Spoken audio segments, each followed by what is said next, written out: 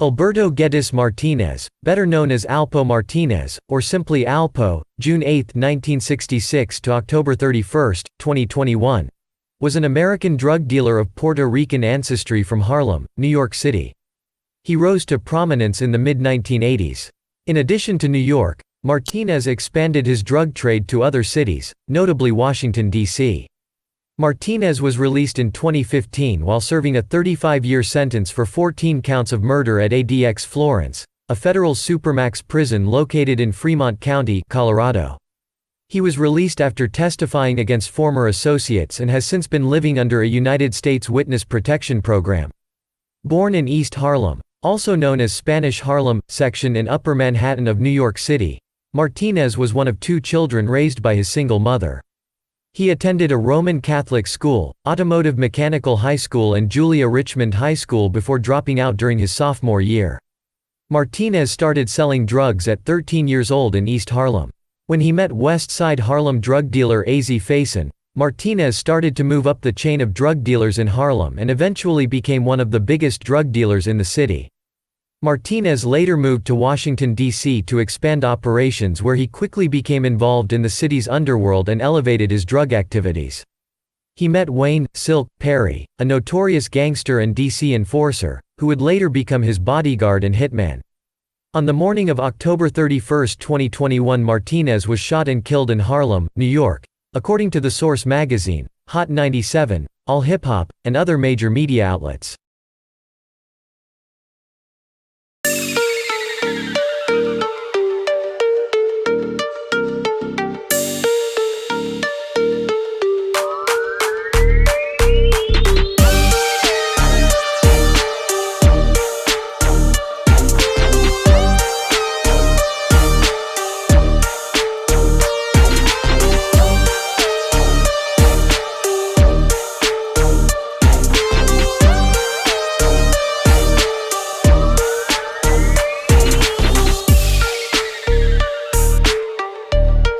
But my thing is, there got to be a method to your madness. You're not just saying there got to be a method. You seem like you're very. Now hold on. I asked that in the interview. Was Poe a strategic man? Same thing as far as we talked about dementia when we just said like rocking to sleep. So you got to know that niggas is going to talk. And when they see you and feel away and you taking pictures, that whole picture shit fucked me up. You putting your arm around niggas taking pictures. What the fuck you doing? Why you doing that? If a nigga talk, let him talk. Why you so scared, Flip? Why are you so scared, Flip? Who's scared? Flip, why did that fuck you up? Why? I just I'm gonna yo, Pop, watch your mouth, nigga.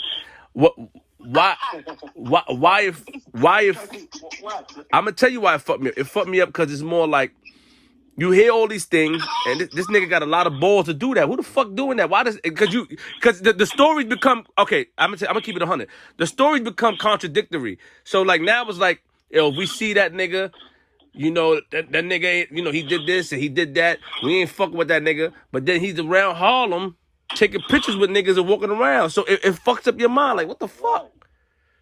Right. But you know that he'll do that. That's why you doing it. You're strategic, nigga. Give yourself more credit than you giving yourself. You know what the fuck you doing. No, that didn't just stumble across your lap. It just goes to show that niggas be just talking. Because let me tell you something. Niggas my age, you know what they concerned with? Do they got any underlying issues for the coronavirus?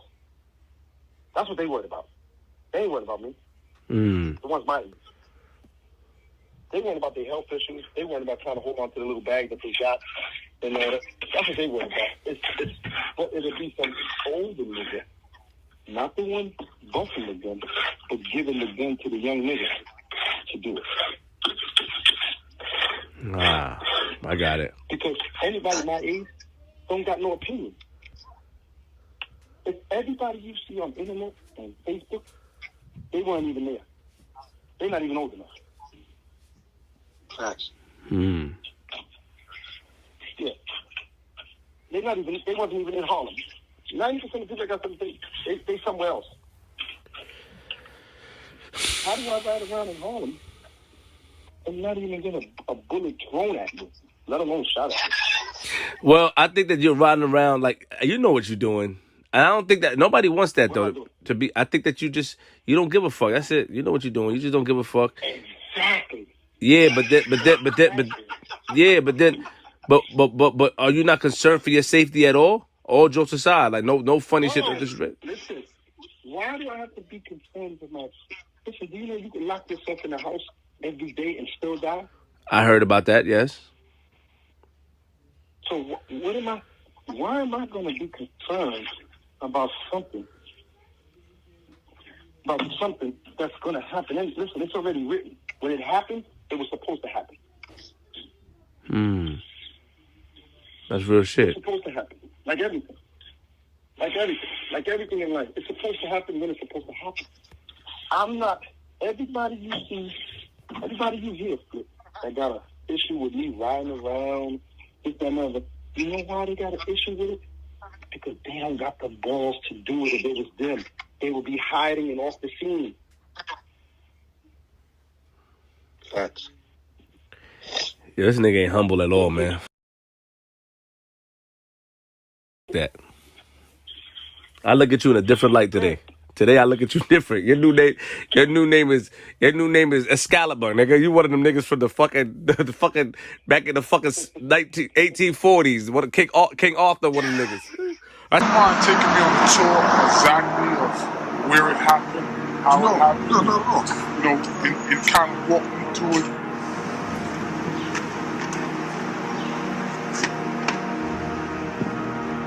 Right here where I was meeting Rich that night. And I pulled up right here. He got into the van. Right here. And once he got into the van, I knew I had to lock. I locked the doors. And as I was pulling off, I was asking him, because it didn't take long after I pulled off. I was asking him like, "Yo, Rich, where did you get that coat from, man? That shit was good." Because I wanted to make him comfortable. That shit was good as a motherfucker. He's like, "I got it from my connect." So yeah. So from there, I knew he was lying.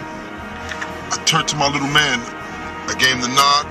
Once I gave him the nod, my little man spent, because he was short so he could stand up in the van. Next thing you heard was the 2 gunshots. Bang, bang.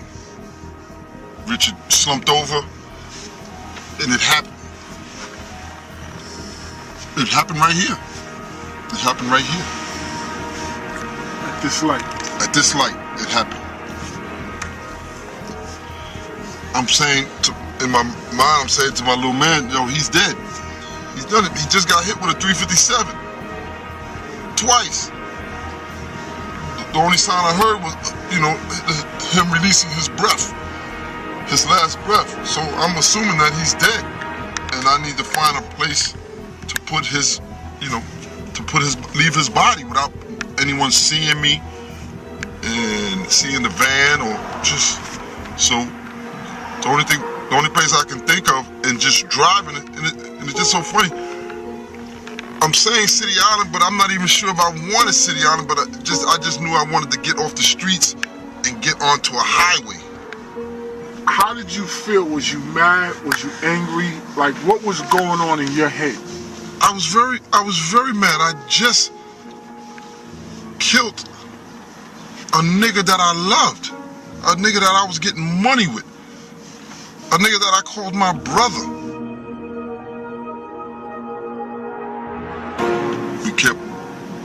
We kept driving this way, and until I can find a remote spot to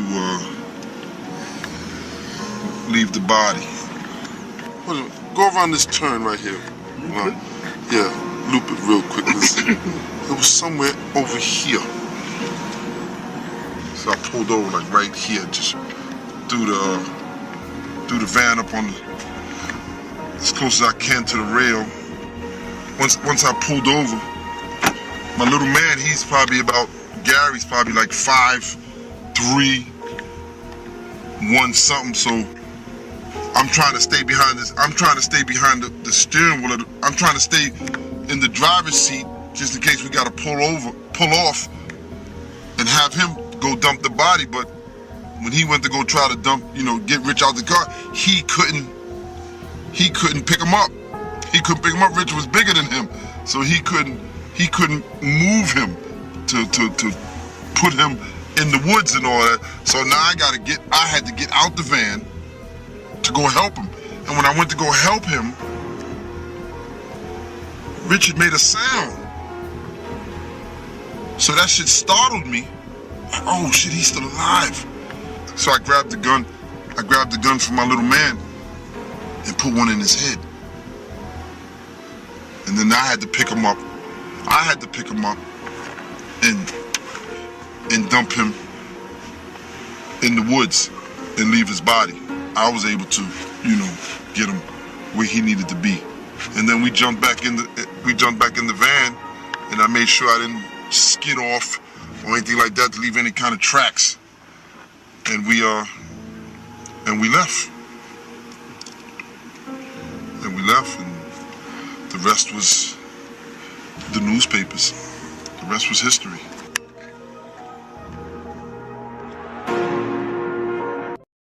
Years. So what did that tell you? I'm not promoting being a rat, being a government witness. I'm promoting you get locked up, you do what you gotta do. I know someone more in there 50, 60 years right now. I know people who I talk to, they say, listen, this, that, and other. Listen, you do what you got to do. I don't promote being a rat government witness. I promote do you. Because the code of the streets, that's where you're gonna get poked up at. Because there is no code. Because what code is that you kill your mother against your mother because you trying to get at him? I didn't live by that code. Okay. So where the code at? I need the rule book. All right. But that's what I'm saying. I want me and you to sit down and do a full-blown joint where you defend what you say. I want you to defend. Listen. No. I'm gonna walk and on my truth. And because at the end of the day, you call me a rat, government witness, whatever. Don't ever forget, I'm still a man. You know what I mean? But that's where I'm at.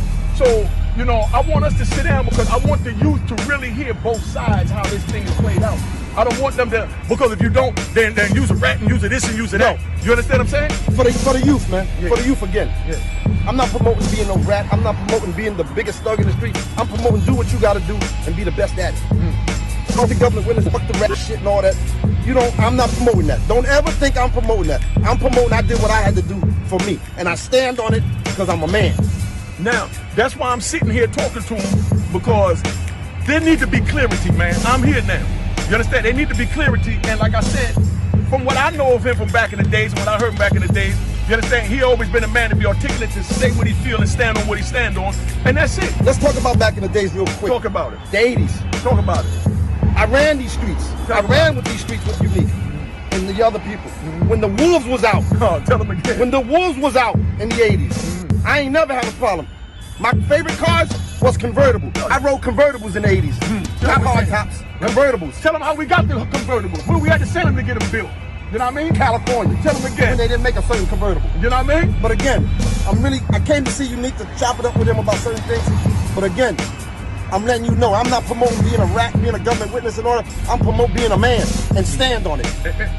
And this is what I want to sit down where me and you talk so that the youth can hear this, and then they could decide what they want to do. Because what determines being a man? That you do 40, 50 years? What determines that? I don't know. What determines fallen soldiers? Because I know a lot of fallen soldiers that ain't getting a commissary sheet from nobody in these streets. You understand? Now that's his stance. You understand what I'm saying? And like I said, only Allah can judge me. You know what I mean? Period. He can't judge me. You know what I mean? Allah can't judge me. Can't nobody judge me but Allah. You know what I mean? So let's get that straight. You know what I mean? So I'm not going to sit here and try and judge him for his actions. I'm not even going to entertain the energy to do that because I haven't walked in your shoes, don't want to walk in your shoes. Exactly. And I'm not going to invite you to walk in my shoes. Exactly. You understand? Exactly. So let's get that straight. Everybody walks in their own shoes, you know their own path. And let the youth know. Do you. Walk in your own path. Be your own man. Don't let nobody tell you, you got to do this or you got to do that. You can't. You got to walk in your own path. But again, I don't promote being a rat, government witness in order. I promote being a man and walking your truth and deal with it. Now, that being said, like I said, I know you're busy, you got some things going on, but when you think we can sit down and we could really have a conversation? Because like I said, this needs to be said, and I want to be the one, you understand what I'm saying, to speak with you, because I know You know what I mean? I mean, you've been there. I mean, it's not like you're someone that don't have the experience. You've been in the penitentiaries, you've been through all that. You know what it is. Been on the street, been all that, been in the wars. I've been with people doing 40, 50 years. They got tired of being in the penitentiary, decided to do what they had to do, and walking their truth. And these were killers in the penitentiary. Yes, and still killers. And still killers. And still killers. What people get confused is that they feel when you do something against the code of the street, you lose your weakness. Again, promoting, I'm still a man.